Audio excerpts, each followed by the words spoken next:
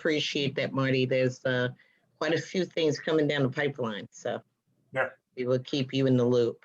And with that, let me just get started. I am very sensitive to everyone's time, and we have about an hour to talk about a very interesting topic regarding equity in construction. And for those of you that have followed the Urban League over the last several years, you know I'm Teresa Sanders.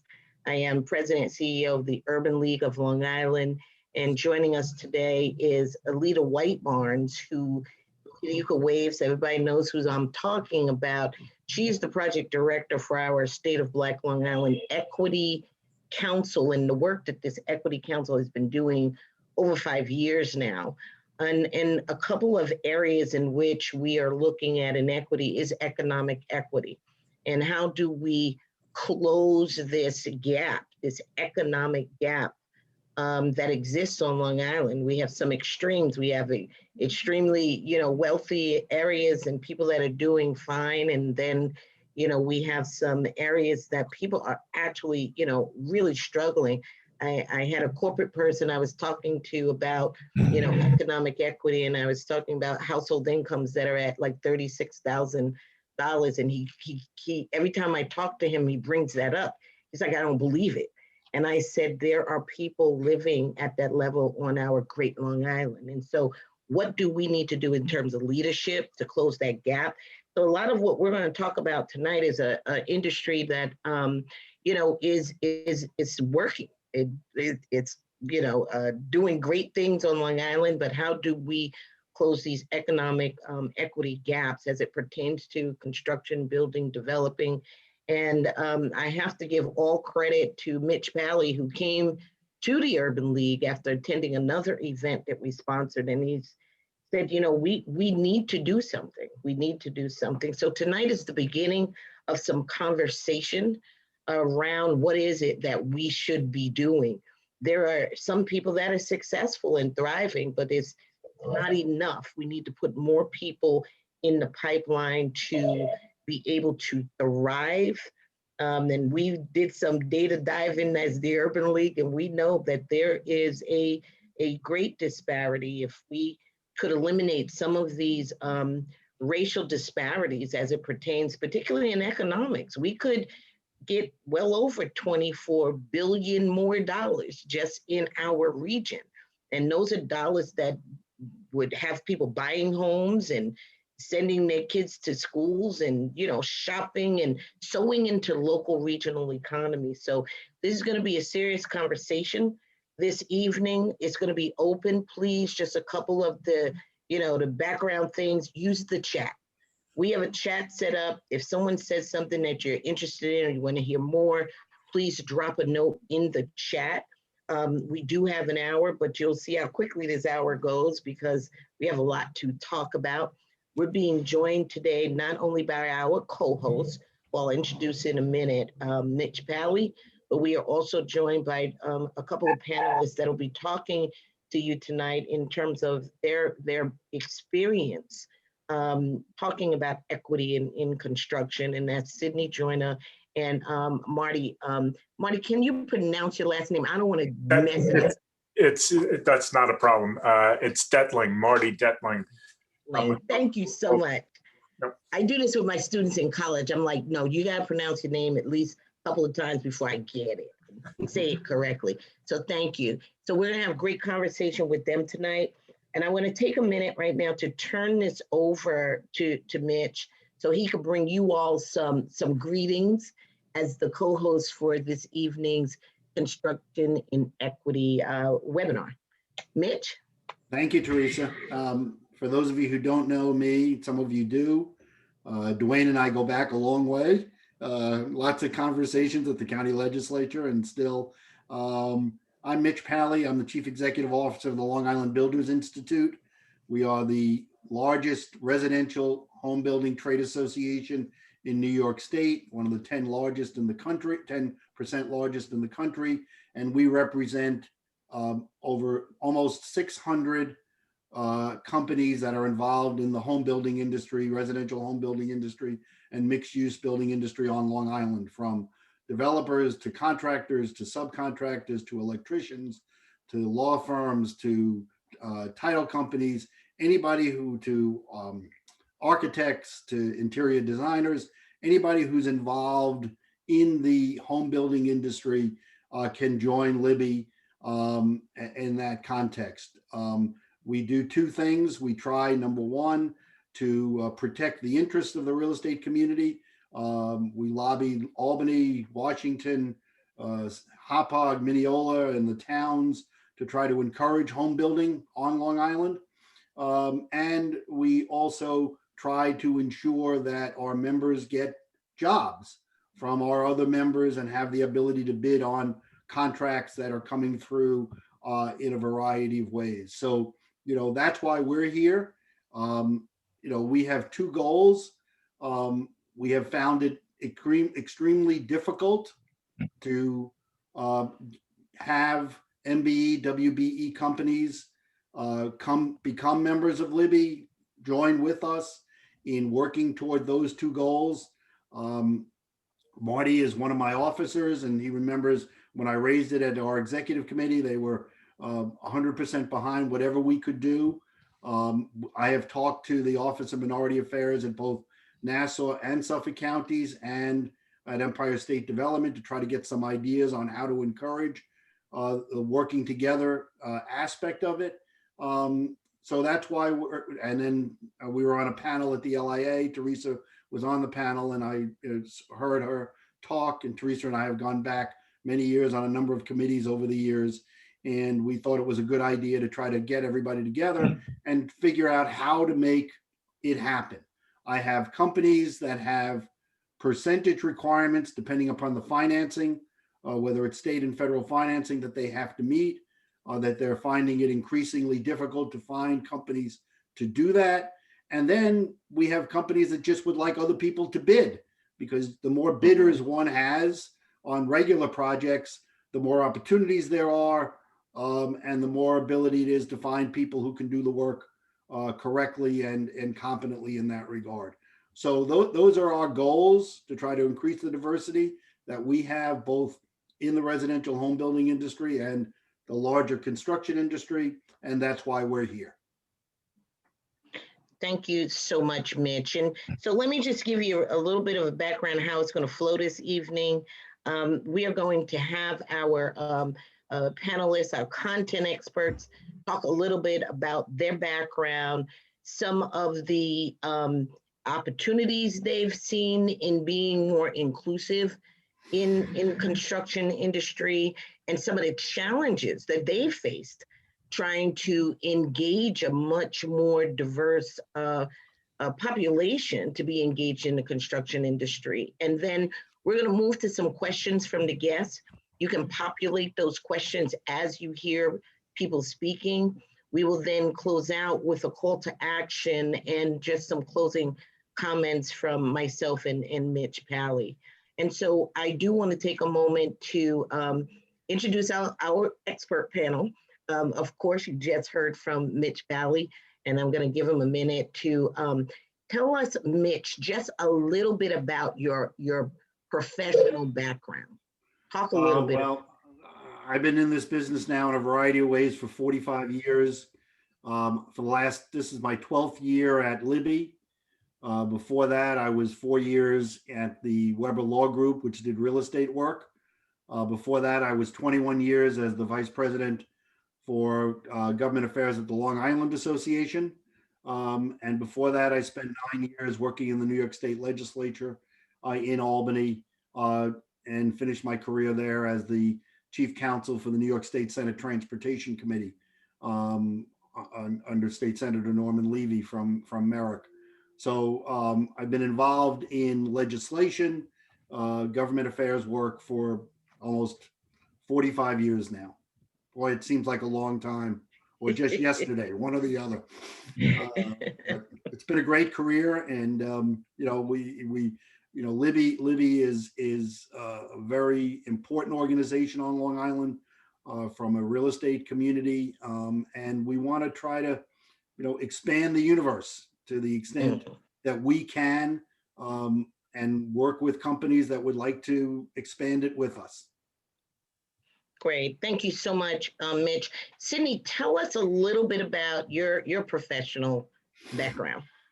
Well, I'll start from immediately now and then go back a little bit, because I'm 2 weeks into the role of Director of Real Estate for Suffolk County Department of Economic Development and Planning.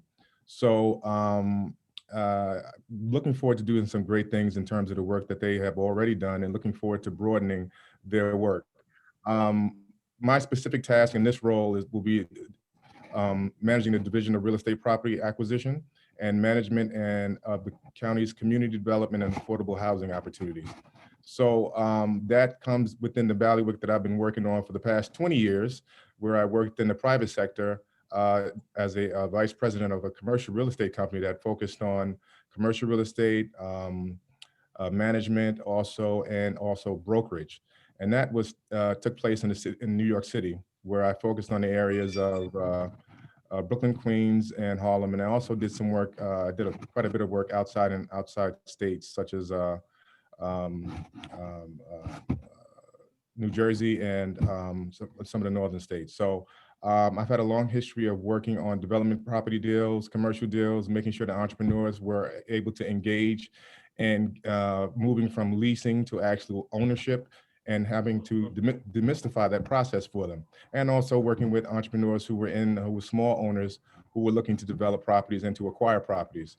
So that background consisted of affordable housing as well, new market tax credits, low-income housing tax credits, working with the Office of the City of the Mayor in regards to their program, which specified working with faith-based organizations and providing a protocol to stop what was going on in terms of developers taking over land and doing deals that were not advantageous to the churches themselves. So I have a wide range of background, and also same amount of time has been spent lobbying elected leaders on behalf of affordable housing and workforce job housing, the job procurement, and so forth. So that's just a little bit of it in a nutshell. Thank you so much, Sydney. And last but not least, Marty, with the Albanese Corporation. Tell us a little bit about your professional background and where Albanese fits in on Long Island. Well, I certainly don't have the esteemed career of my predecessors, but I have been with the Albanese organization for 26 years now. I started as a project manager, and I've worked my way up to Senior Vice President of Design and Construction and Development Management. Also spearheaded the startup of their in-house contracting company, all of their sustainability work, and also all of their diversity work and affordable housing work. So I'm here today to help participate and get give some feedback about what our experience has been as well. Great. Thank you so much, Marty. So you're going to kick this one off, Mitch. Let me just say, Teresa, as Mitch mentioned before, I'm also here as a executive board member of Libby as well, and personally. Good. And it's a good thing you said that. You know, the presidents and CEOs and executive directors love when their board members make sure that they brag about where they are. I'm just going to hint to that to Sydney. He's going to have to come back. Yes, He wouldn't do that, Marty. Let me interject there, Teresa, because I would be remiss if I did not mention that I serve as the board chair for the Urban League of Long Island. There you go. And I have had a long relationship with the Urban League, and this is an especially special place for me to be at as the board chair for the Urban League of Long Island. So forgive me for not mentioning that. That's okay. Marty started it, so okay. Yeah, he did. That's important. But you know, something that's very important is our how we overlap. You know, we're in a real ecosystem on Long Island. You know, Nassau and Suffolk, like, it's great to be part of those, you know, the 5 boroughs, but we have our own independent ecosystem in Nassau, Suffolk County.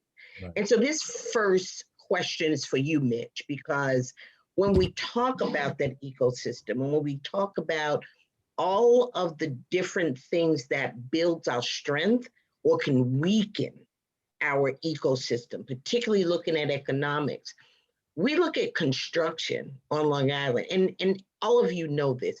You can't drive one day on Long Island and not seeing either something being built or renovated or something being developed. People need a place to live. We're in a homeowners, base. What is it, Mitch, that you are seeing that's keeping this whole piece of diversity and engagement? What do you think is the problem? Why aren't MWBEs able to step up and really get engaged in some of these projects? What do you think is happening, Mitch? Well, I think, and as I said, I can't speak, and Marty does, directly put out bids. I don't put out bids, individual companies do.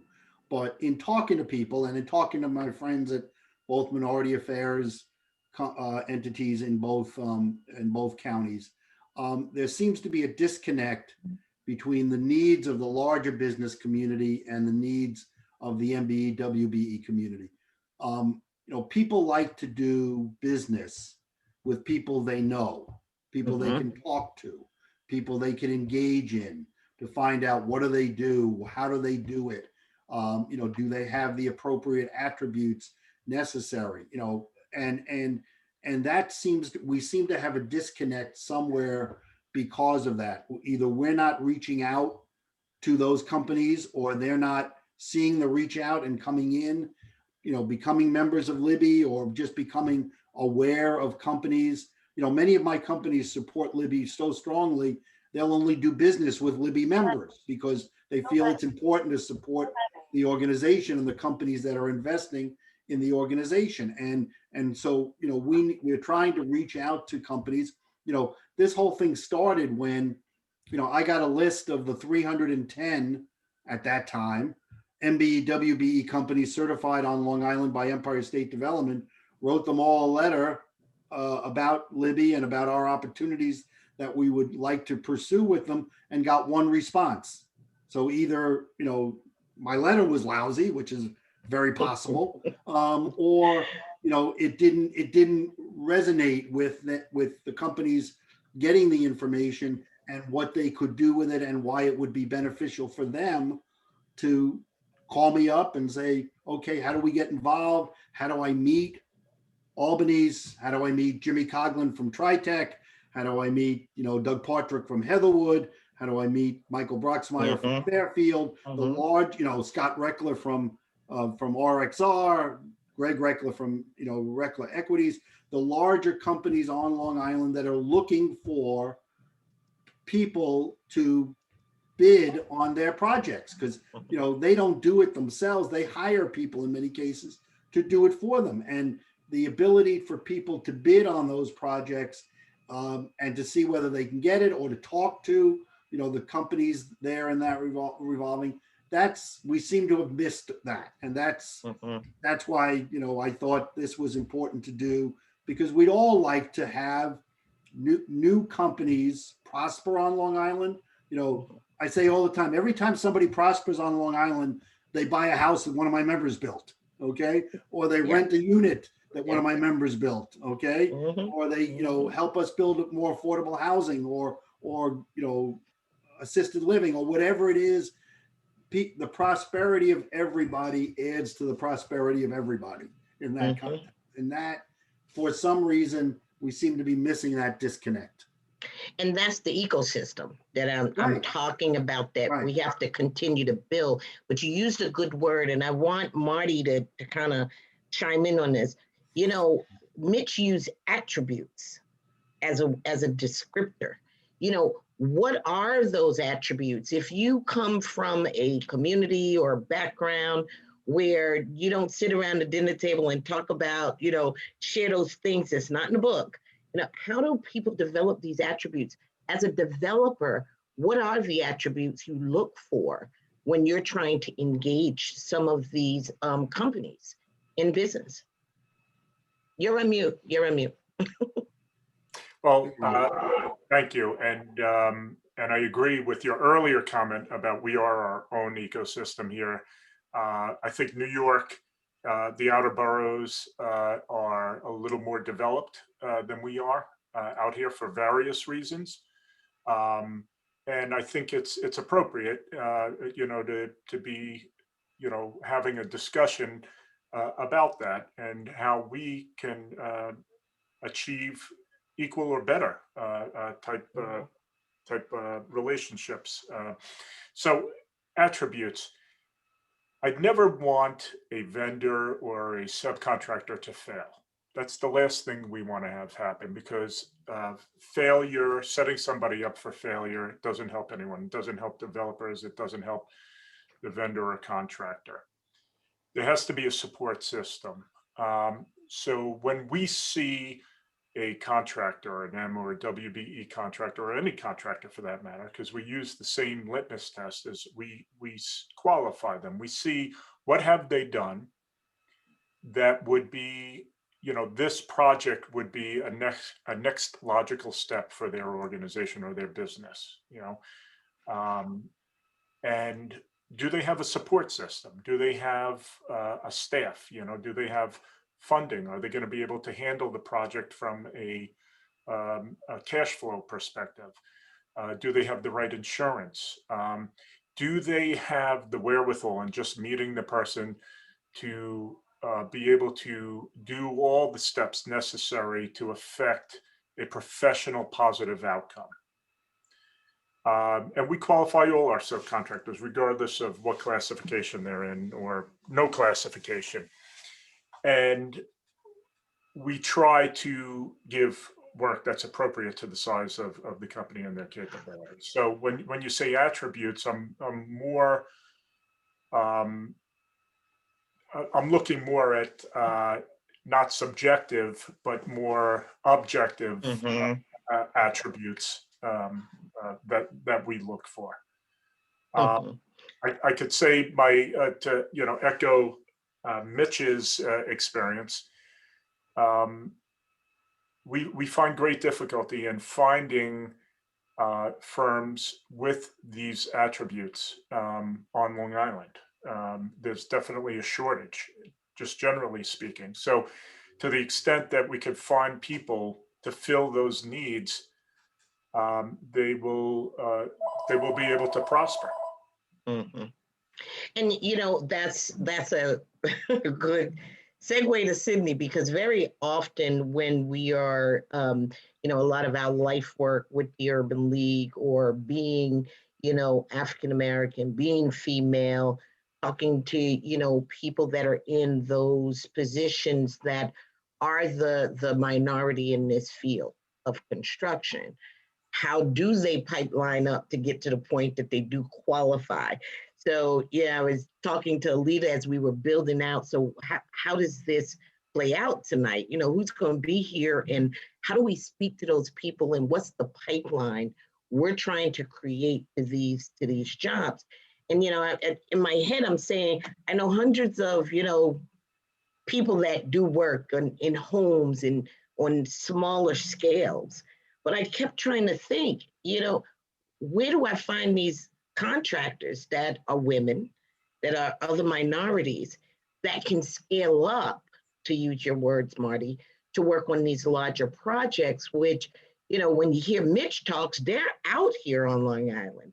But how do we get people there? So Sydney, we just need a little guidance. What are you seeing? Because you have the boots on the ground in this industry, and you've seen a lot of different types of, MWBEs and other types of minority-led firms. Why aren't they reaching, to the Mitch Valleys? Why aren't they in Libby? Why aren't they getting to contractors like Marty? What's happening? And your mute button's on. Just. I'm sorry, I was about to fire off right there, so I'm glad. I know. So first I'd like to say that, I have interacted and worked with a good number of minority developers. And I know from their input and their reflection on the process of MWBs, once getting that certification And then actually winning a job might take people not just 1 year, it might take them a couple of years just to win a bid. And there is a frustration factor that happens with them in regards to the process and feeling that, no matter how many times that they've bid, they haven't been able to actually have an actual project that's come through, that's actually come to fruition. So that plays a big part in the frustration factor and why they continue and how they do not continue to go through certain bid processes and start to feel that the field is not in their favor. And so one of the ways that I try to answer this is by speaking to people who are in positions like now I'm in a position to be able to detail to them, provide the resources to them on not only the procurement processes for MWBE, but also how do you go about doing business with the county government. I know from various meetings that I've undertaken and working with the administration here, Natalie Wright, Rebecca Sinclair, and also Steve Ballone, that there is a high interest in making sure that the pool is diversified. The builders that bid on our projects, that when they become available, there is a will to want to increase that pie, and I'm here to make sure that that happens. And so other people who are in similar positions like mine need to take up the mantle as well to make sure that we go the extra step. And I heard, I recall Mitch saying that he reached out to 310 MWBEs on Long Island and he didn't get a response except for one. And I'll say, Mitch, that don't take it that it was your letter. Take it on the frustration factor and some other reasons, because I think that overture is what's needed. I think more MWBEs need to feel that they are included and also have a little stewardship. So Martin talked about being able to steward people through the process. It would be just a handful of developers who are on that level who probably would give them that kind of time that they would need to have to sit down and say, to become acclimated and become comfortable and say, listen, okay, there is some traction here. There's some people on the larger development side that actually care about the work that I'm doing and have a general interest in opening up the door to me. So that plays a big part of it. And this gap that we all know exists is exactly what we're talking about tonight in terms of how do we close that? How do we shrink that gap? How do we make sure that people are comfortable coming, to a Libby event? And Right. 90% of our success in any profession is who you know. If you don't know people, how do you even get to a point of success and maintain your level of success? So I'm going to circle back to you, Mitch, because this is the key. How do you engage your members? What are some of the techniques you use to improve your members' abilities to, not only just meet, these contractors that are doing great jobs on Long Island, but for them to improve their ability to compete and bid and be successful? What is it, Mitch? We try to do it in a couple of ways. Obviously, the most important way people find out is by networking. You have to be willing to go out past your normal group of people and join with others. Come to meetings, come to events, come to, we do lunch and learns where people talk about different things. We have courses on OSHA, on safety issues. We try to do everything we can to the extent we can to provide information to these companies. When you become a Libby member, you also become a member of New York State Builders and the National Association of Home Builders. And they have, especially NAHB, has a whole series of webinars on different parts of the construction industry, how to use insurance and bonding, which obviously is an integral part of it. The effects of the scaffold law in New York State. They were the only state in the country that has that, and you have to understand what that means in that regard. So we try to do that, but a lot of it is just meeting people, sitting down, talking to them, coming to a meeting the leaders in the industry and others, and talk to them about what's going on, what projects do you have available, how can I sit and talk to your, the person in your company that puts out the bid, that sets the qualifications, that, so that, so I can talk to them and say, if I can't meet this criteria, is there another way to meet it in that regard? That's the kind of stuff we try to do, because the more people who are involved in the industry we see, the better it is for not only the industry, but all of Long Island. And, we have lots of construction jobs now. If the new infrastructure bill becomes a reality, the president's put, hundreds of billions of dollars for new housing options in that bill. If, Long Island gets any portion of that, that will be more money that Sydney will get to, for his county contracts and others in that regard. And the same thing, my friends in Nassau County.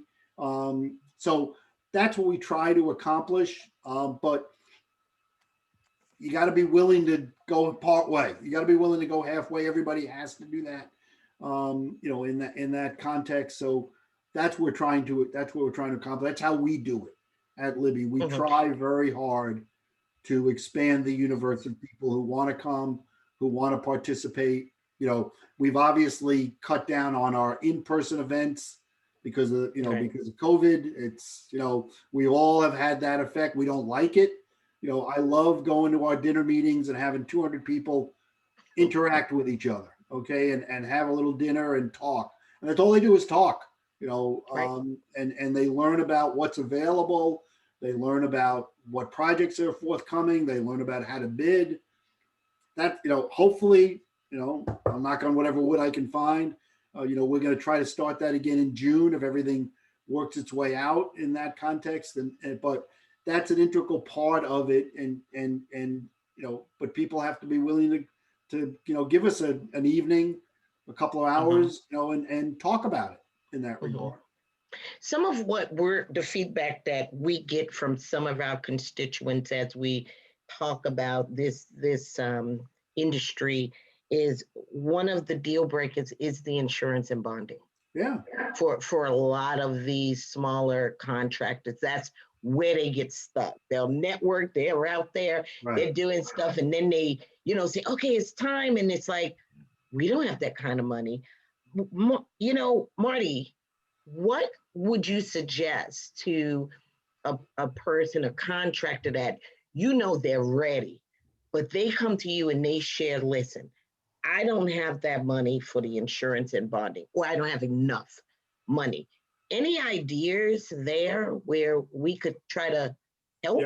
Yeah. Unfortunately, in our case on Long Island right now, in Wyandanch, for example, where our projects there are funded through many different sources, and they require certain insurance levels contractually with us as part of the development. So we are really enforcing their requirements. So it's not like we could make any special consideration for a company, who doesn't have the money, and it is an extremely high amount of money to get over that threshold to buy your first year insurance policy. A base policy for $1 million worth of volume a year, if you get to that size company, is over $100,000. That's a lot of money. I don't know how many of these companies can start, but so unfortunately we're not able to do that. But for companies that do have the insurance, we can, and I do, like right now, I do have an MBE firm right now who's doing a job for me. He has the insurance, meets the minimum requirements, but doesn't meet my company's increased requirements. So I've given him somewhat of a break on that. Not only that, but he purchased insurance incorrectly for the project he's doing for me. It's not a very large project, but it's one he was ready for. He owns a steel shop locally. And so I sat him down. I spend an hour with him once a month to just find out how he's doing, what decisions he's making. I'm trying to mentor him as in the industry, because I'm only going to interact with him for a short amount of time. And that only happens a few times on a job with them or WBE certified businesses.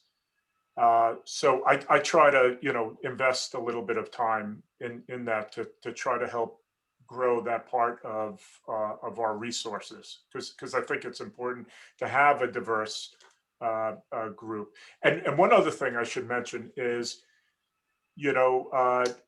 no deference to you, Cindy, but a lot of these M and WBE firms are used to doing state or county type work, which typically isn't what we do, which is residential work. So there's also some flexibility that has to be done there. So we're typically looking for a contractor or a vendor that has experience in the type of work that we're doing.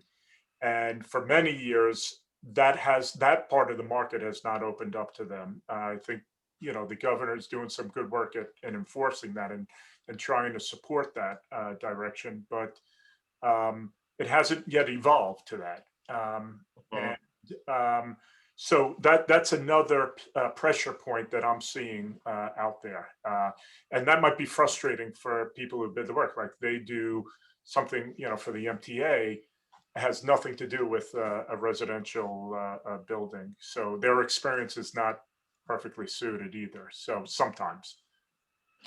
It's interesting you're bringing that up, because it's part of what we're going to try to resolve, tonight. Long Island has a different profile than the rest of the world.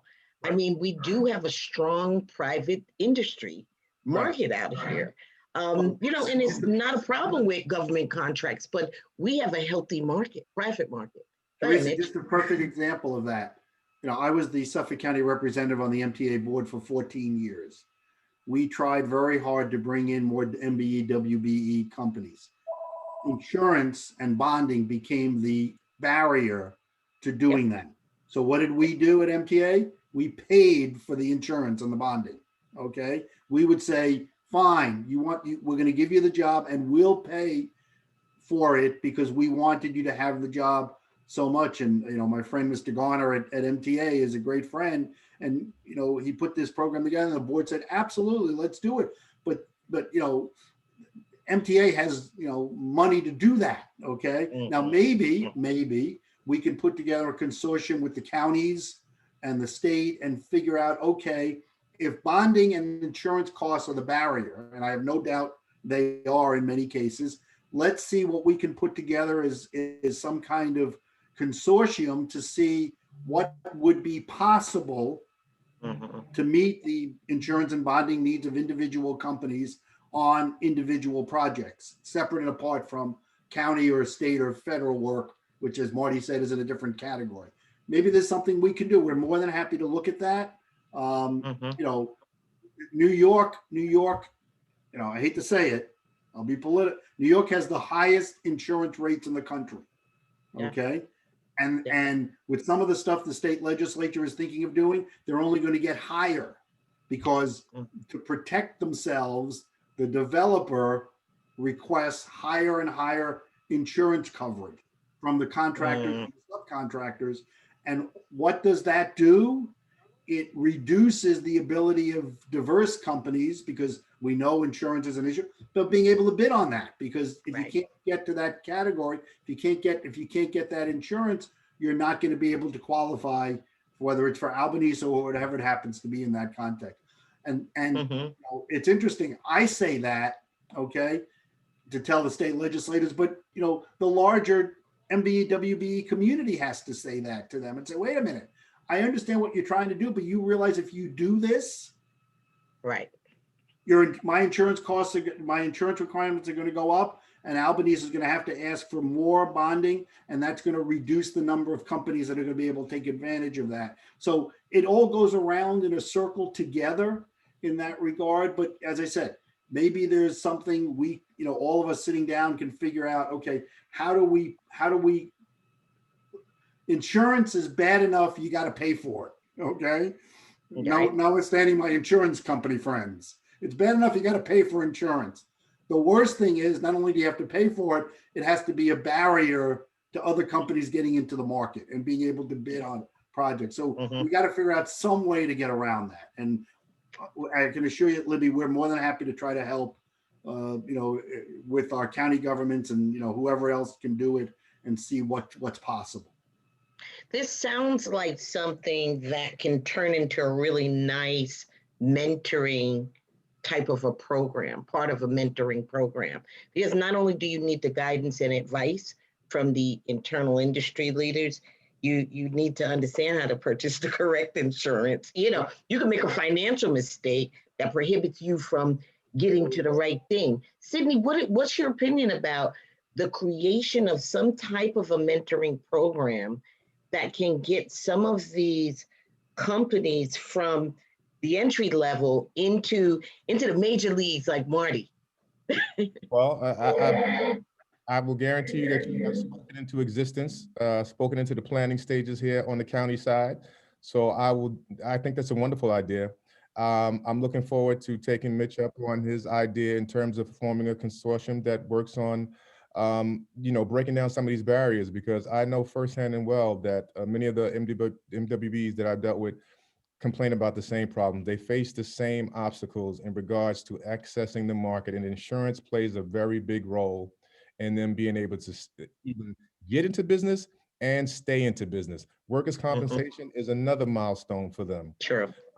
that Right. we can address, but it's another big hurdle. So I'm looking forward to putting something together in terms of a mentorship program, and also a wider program that focuses on a brain trust that talks about ways to bring down some of those barriers for MWBEs, and making it so that it's something that's sustainable, that just won't be a shot in the arm and just it fades away based upon other factors, outside factors. So I'm very much interested in that.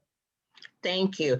There are a couple of questions that's popping up, so I'm going to start giving these questions out. So the first one was, what about establishing a pipeline of people in construction by implementing an apprenticeship program? Okay, see, we're going to this mentoring apprenticeship. Thank you, Dwayne. For minority men and women, and those individuals will get construction experience and become the future entrepreneurs in the industry. So not only mentoring those that are already partially in the pipeline, but maybe even I sounds like what Dwayne is saying is even opening up this industry to a younger group of people to have some experience. We would Anybody want to? be more than happy to do whatever we can.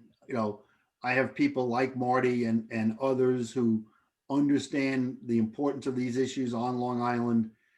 So whatever we can put together, we're going to need, and I don't like to put it back on Sydney, we're going to need the help of the counties. Okay. Sydney understands why. It gives the program credibility. Okay. Yes. It gives it the imprimatur of the county executives. Okay. For them to stand up and say, you know what, we're all trying to do this together. So, whatever Libby can play a role in that in whatever meaningful way we can, we're more than happy to do it. And I look forward to sitting down with Sydney and Lionel Chitty from Nassau County, who I've talked to on many occasions. And Teresa, maybe you can be the convener or whatever it is, and everybody sit down and say, all right, what are the barriers and how can we work together to try to get around them to some degree? We're never going to eliminate insurance requirements. Okay. Right. There's got to be a way to figure out how do we make insurance not as much of a barrier it is, or mentoring or whatever it is. Because as Marty said, it's one thing to know how to use the hammer and put the nail in the wood. You may be great at that, but if you're not good at being a business person, the company is not going to succeed. You got to be able to do both. And that's that's what that mentoring and expertise is so important to do. We have people who do it. We just got to try to do it. I think this next question is for you too also, Marty. So I'll answer the first part. So when you see us presenting, for many of us, we are nonprofit organizations. Urban League is a 501c3. And yes, we are a membership-based organization, and the average membership is about $50 a year for an individual. We have business and corporate memberships, and you can get that information off of our website. We'll put up information for all of our companies and our presenters at the end so that you could take a screenshot. Mitch, do you have membership fee information for Yeah, Libby?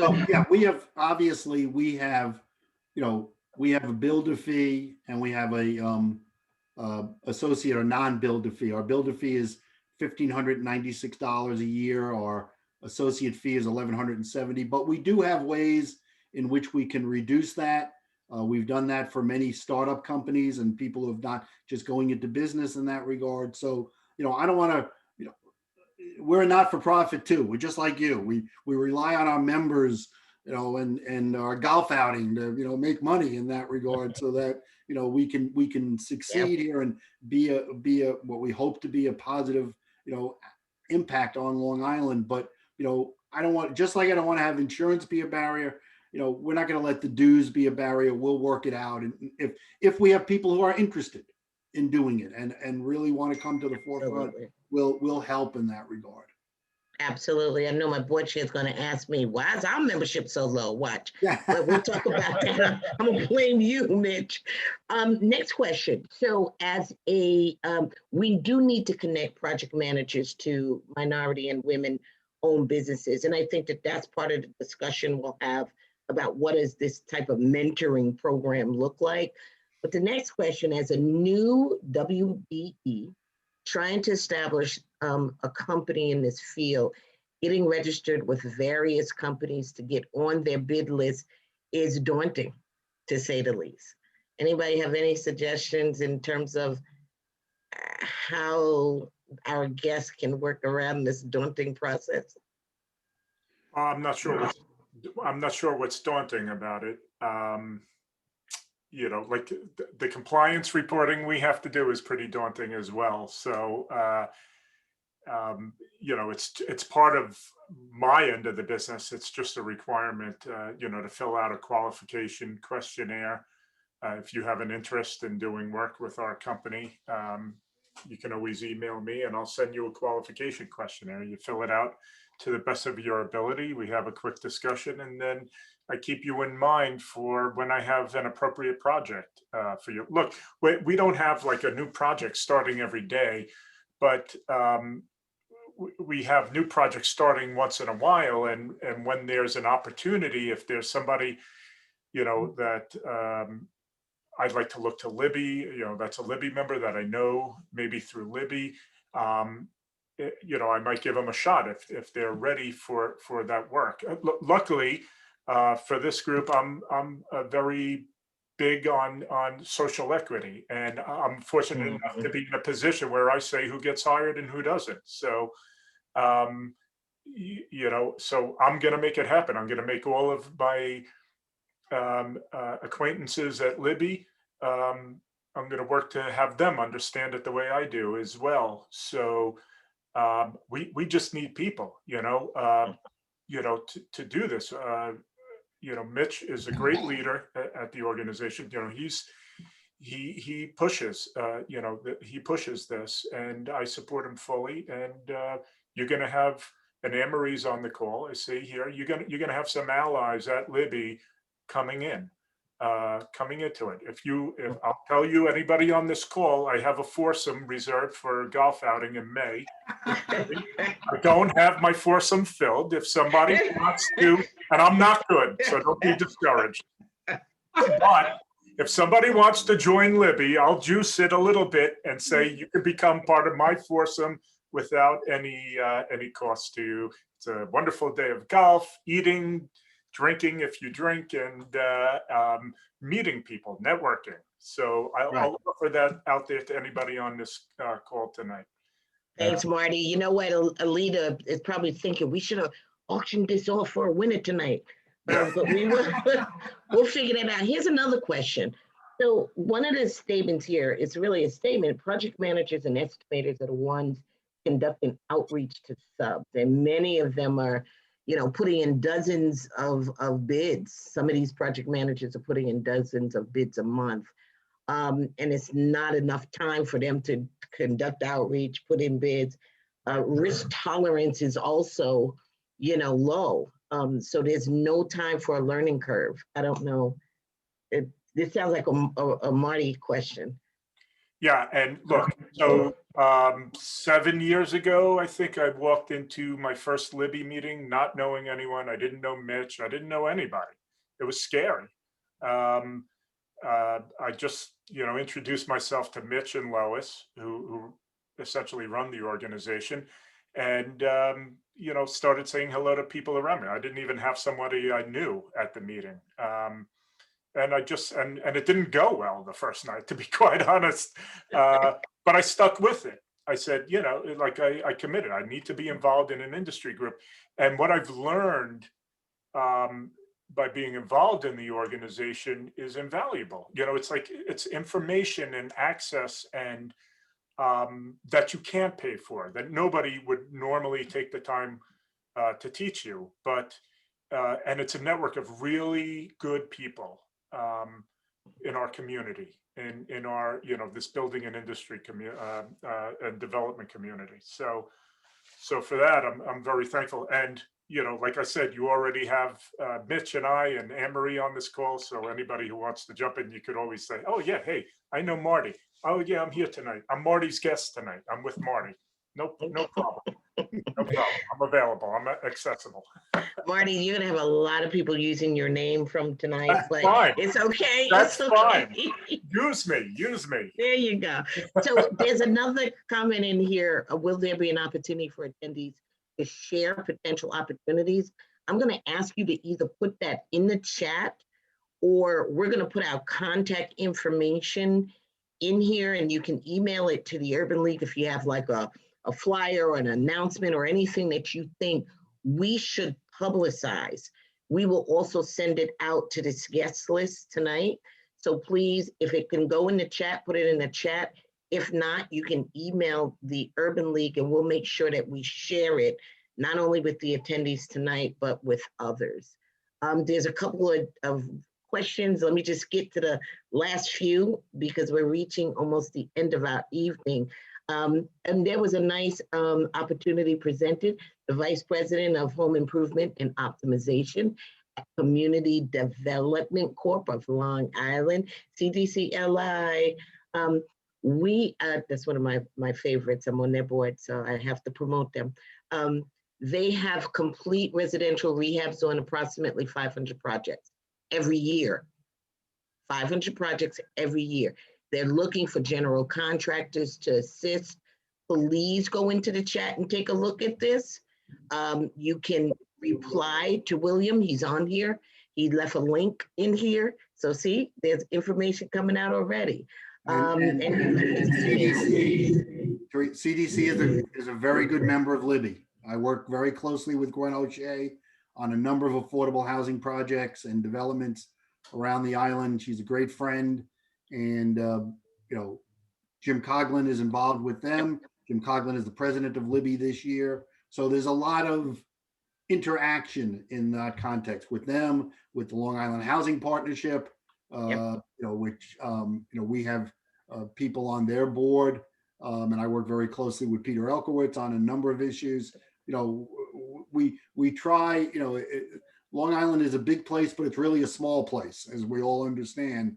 And, there's a lot of opportunities there. But, I think as Marty pointed out, I hate to use the word patience, but you can't get frustrated. You gotta, Right. You can't assume, well, I'm going to go the first meeting, meet 10 people and, tomorrow the phone's going to ring. It doesn't work that way. Right. Okay? You got to be involved. You got to participate. You got to come back so that people are comfortable, so they can have a conversation with you.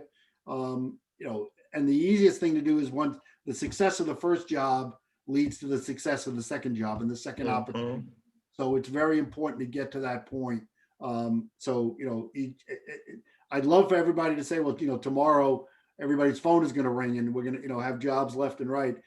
I wish it worked that way. It doesn't work that way for all of my members, but we do the best we can to get them opportunities. That's our goal is they're investing in our organization. We want to invest in them, and we give them opportunities that they can't find without being a Libby member, because my builders feel very strongly, many of them, that they're going to work with Libby members because they want to work with Libby members because it says something to them in that regard. That's a good way to almost close out because we've got about 2 more Can I minutes. just add I one do, thing? I do want to just point one thing out, and then yes, Sydney, Okay. please go into the chat while Sydney is talking. Please go into the chat. There's some great stuff. Terry Arnold McKenzie put something in. There's quite a few things that are now popping up. The MRV group dropped in some info, so please go in here. There's contact information. We will also send this out, but drop your information in tonight so that we can share it. Sydney? Yeah, I just wanted to just add to what Marty and Mitch were saying. Specifically, contact us in regards, especially contact me, because I'm taking the names and numbers of minority contractors to actually formulate a list that we can grow into using here at the county. I don't know if one has existed before, but I know now that I'm here in this position, I will pay specific attention to that. And I want to make sure that the channels of communication are open and that I can follow up with you, you can follow up with me, and have an understanding not only of connecting with me, but understanding all of the programs and processes that are available to you here at Suffolk County. And I'd like to make that an easy and rewarding exchange with you. So please, I placed my contact information in there. Teresa also has my contact information. I look forward to speaking with Mitchell and Marty further.